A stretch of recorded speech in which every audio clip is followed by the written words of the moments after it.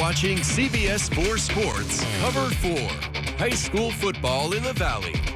Hey there, hope you're having a good night. Welcome to Cover 4 on a CBS 4 Week 8 full of solid matchups. Ruben Juarez here, joined by my partner, Blake Holland, kicking off our coverage in the city of Edinburg. Vela hosting Rowe in a District 16-5A Division I contest, Blake. Both teams undefeated 3-0 so far in district play. Rowe entering the game with a 4-2 record under first-year head coach Jamar Taylor. Rowe already with more wins in 2025, well, Ruben, than last year alone.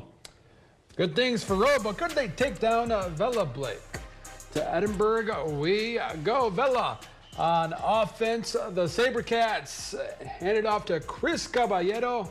And check him out right here. A nice run past the 50. This is a nice long run that will move the chains for the Vela SaberCats. Later in the drive, it's Caballero once again. He gets in there, squirting through that hole right there. That's a touchdown for Vela. SaberCats open the scoring. Rowe now punting the ball away to Caden Hoover. Now this guy can pick off the ball on special teams.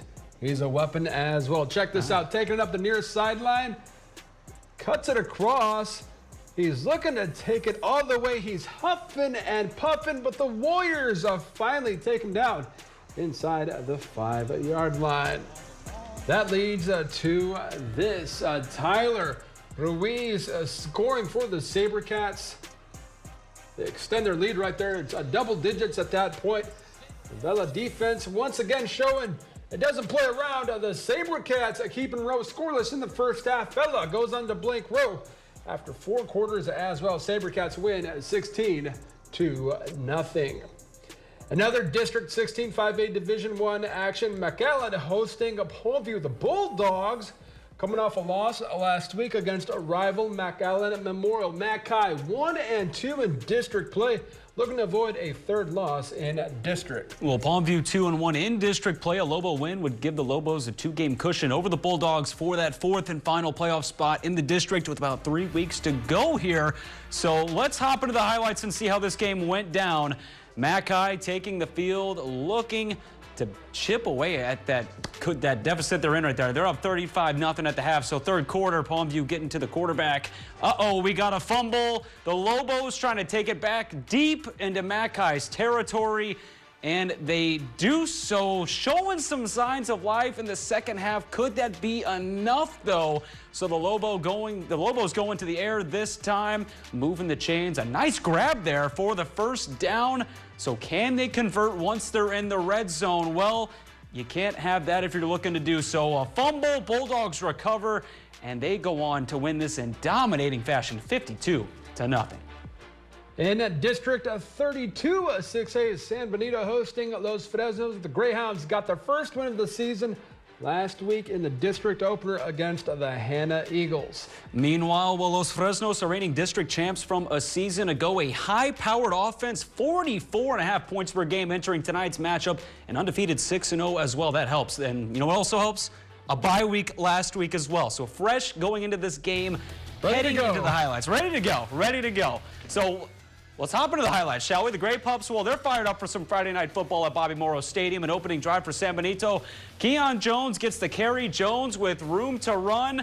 He reaches out for the pylon, so the officials got to talk it over, see if he hopped out of bounds, but they say he's in for the score. Greyhounds jumping out to a 7-0 lead just like that. So ensuing drive for the Falcons. Robert Pineda seeing his man Evan McChesney over the middle. Pineda lobs it up and right in the breadbasket for McChesney. Look at this, a couple words to say to the DB right there afterward. They tied this game up at 7. Can't have this, though. A special teams blunder by the Greyhounds, and that Falcons offense capitalizes right away. Pineda with an easy pitch and catch to Ricky Salazar over the middle. The momentum of this game starting to shift back in Los Fresnos' way at Bobby Morrow tonight, and it continues later in the second quarter. Pineda buying time in the pocket, throwing over the middle. Lucky Perales hauls it in for the Falcons. It's now a 2-score game, 21-7. But San Benito using that 2-minute drill to its advantage to chip into that deficit. Francisco Barrientos' kick is up and good. 21-10 at the break. But Los Fresnos goes on to win this game in dominating fashion like they have all season, 42-25 the final. Sticking with undefeated teams, PSJA North in action tonight. Raiders taking on PSJA Memorial. The Wolverines opened the season with 4 straight losses, but they found a little footing once they won their game over in Brownsville against Rivera and Donna North. So could the Wolverines hang on with the Raiders tonight, Ruben? That's a tough task. A very tough task. Let's very find tough out. task. It's a beautiful far Texas we go. The Raiders on a mission against Memorial. First quarter, North inside the 10. Darren Garcia passing it to TJ McAlpine, and he does a great job of getting his feet down. Touchdown Raiders. Memorial punching the ball away. Brian Guerrero picking it up off the bounce. He heads the other way, cuts it upfield. And Guerrero blazing past the Wolverines. He's escorted into the end zone by another Raider. The Raiders on offense now. They give it to Isaiah Garza. A big hole opens up. Garza going. Gone. Adios, amigo. Another long touchdown for the Raiders. A long night for the Wolverines. Memorial digging in its playbook, trying to get something going. The Raiders punch the ball away, and guess who? Brian Guerrero hops on the pigskin for North. That leads to this. Darren Garcia to Jackson Evans. North routs Memorial 48-0. Coming up after the break, we'll check in with the Rio Hondo Bobcats. Coach Rocky James' team looking to stay undefeated against Lyford. Stick around.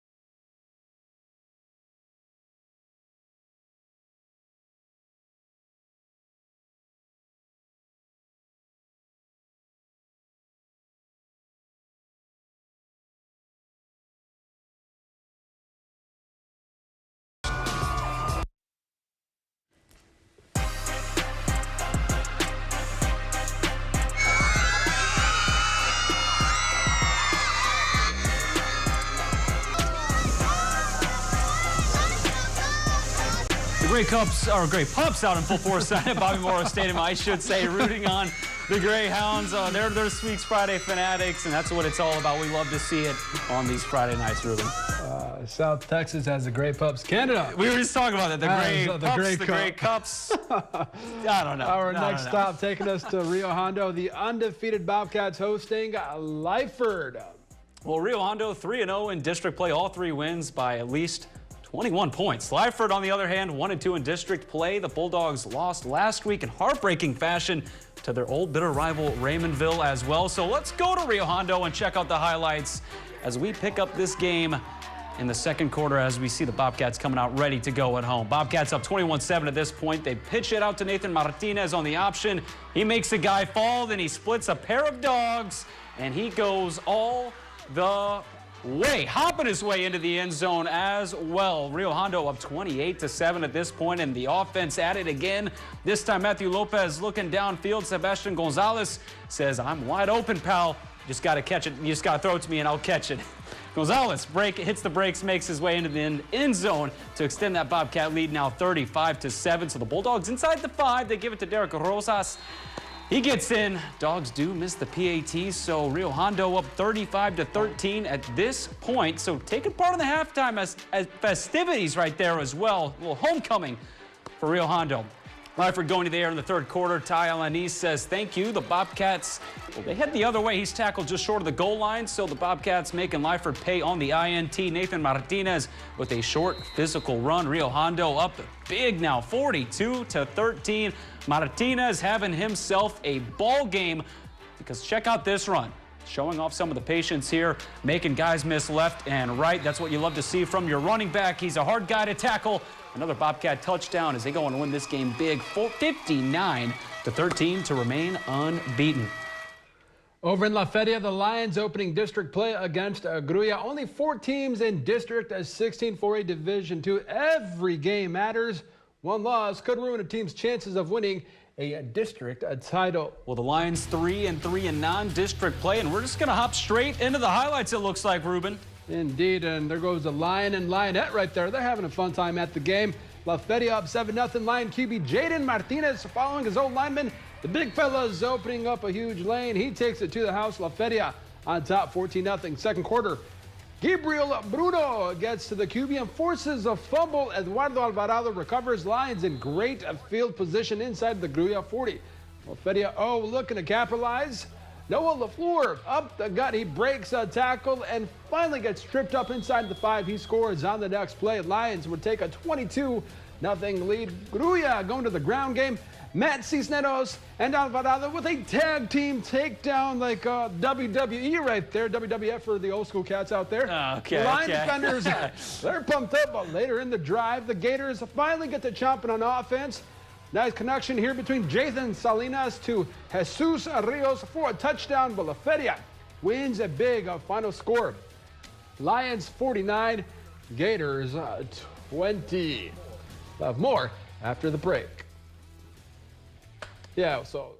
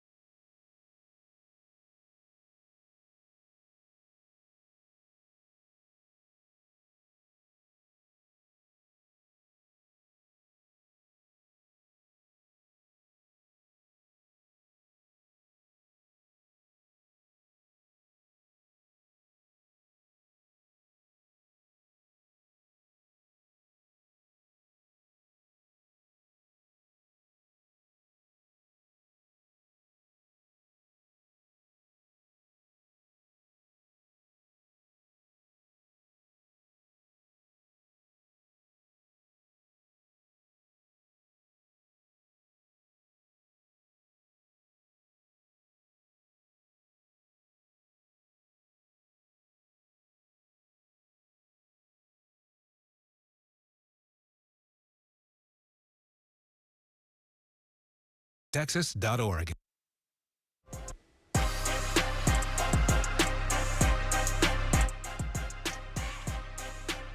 Welcome back to Cover 4 on CBS 4. Here at CBS 4, we give you Mo. For show. That's right. For show, We're right? give you inside look at Valley football on Mic'd Up. Joining us this week, Mercedes head coach Roger Adame. His Tigers look to remain undefeated against the Lopez Lobos, and Coach Adame, well, let it rip. All right. Hey, feels like it's been a little bit. Okay? Feels like it's been a little bit. Okay? I always tell you guys, okay? No matter where we're at, no matter what we do, it could be on a Wednesday, Thursday, Friday, Saturday night. As long as we're together, man, there's nothing that can hurt us. I promise you, they did not want you to roll up on them tonight. I promise. When they saw those buses rolling up, they said they're showing up. They said we're showing up.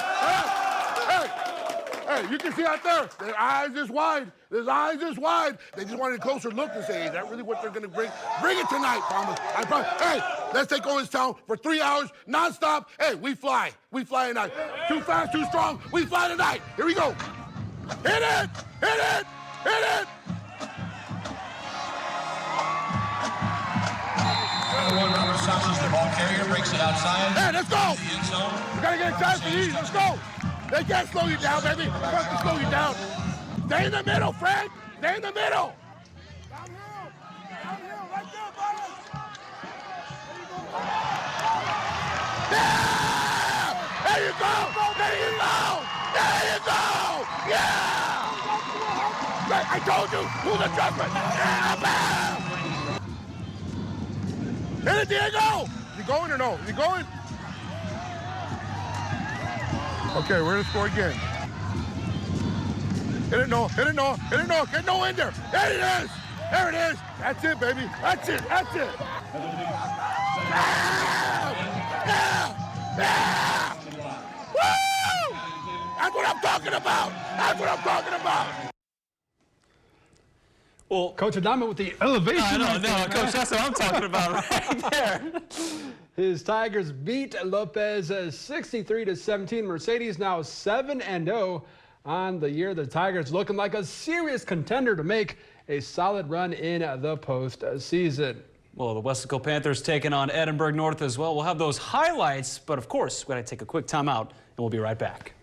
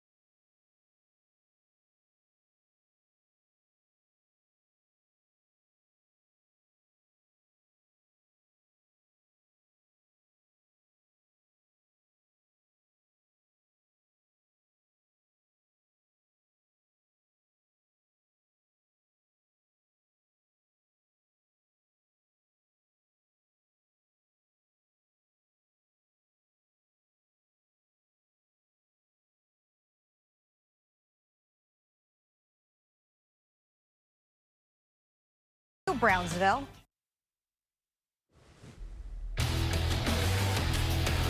Welcome back. Edinburg North taking on Weslaco at Bobby Lackey Stadium. Chris Luna dropping back, hits Joseph Leal, touchdown Panthers. Weslaco knocking on the door. Once again, Luna will keep it. Weslaco prevails in this one. Big time win for the Panthers, 54-6 the final score. We'll see you next week.